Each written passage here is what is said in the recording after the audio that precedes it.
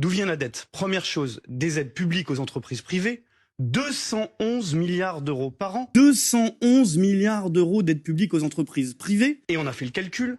Si on le divise par seconde, ça fait plus de 6600 euros par seconde. Sans contrôle, sans contrepartie, sans effet sur l'emploi, ni sur les salaires. Mais premier budget de l'État, ce qu'on dépense le plus, 4 fois le budget de l'éducation nationale, c'est les aides publiques aux entreprises privées. Donc d'où vient la dette? Premièrement de là. Deuxième élément, c'est les aides aux plus fortunés. 500 familles ont 40% du PIB de tous les Français. Voilà la politique de l'offre, la politique du ruissellement. Et maintenant qu'on a donné des milliards aux grands groupes qui licencient et font du profit, qu'on a donné des milliards en supprimant l'ISF, en supprimant tous les impôts pour les plus favorisés, et on veut faire payer qui? Les travailleuses et travailleurs. Tous les économistes le diront.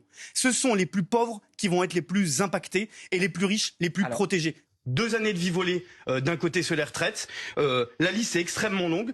Nous voler la 5e semaine de congés payés. 2 jours fériés qui sont volés.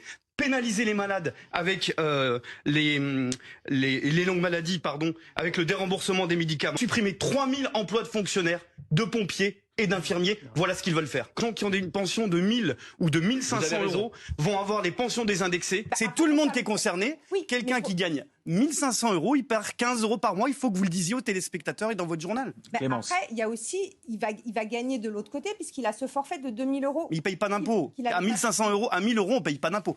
À 1000 euros, on ne paye pas d'impôt et on est désindexé, on perd 10 euros par mois. On va faire le tour de France, moi je vous propose ça, et qu'on aille voir les retraités et les salariés de ce pays, avec quoi ils vivent. Moi je vois des retraités qui ont bossé toute leur vie, dans le textile par exemple, qui sont à 1100 euros par mois et qui n'auront pas l'abattement dont vous parlez, puisqu'ils ne payent déjà pas d'impôt, par contre qui vont être désindexés leur pension. Et ceux qui nous regardent ce soir, des millions de retraités qui ont aujourd'hui moins de 1500 euros, ne payent pas d'impôts, ils vont être désindexés. En fait, ce que fait le Premier ministre et le gouvernement, c'est que d'un côté, il épargne les plus fortunés avec des cadeaux fiscaux par milliard, et de l'autre côté, les grands groupes, avec toujours plus d'argent public pour les entreprises privées. Sur les deux endroits où ce serait possible, les plus fortunés qui sont à l'abri du besoin complètement, les grosses entreprises qui n'en ont pas besoin, on n'y touche pas du tout. Et évidemment, tous les syndicats sont opposés. 90% de la population dit que les mesures prises par le gouvernement vont attaquer le pouvoir d'achat. Donc pour toutes ces raisons-là, on dit aux gens, informez-vous,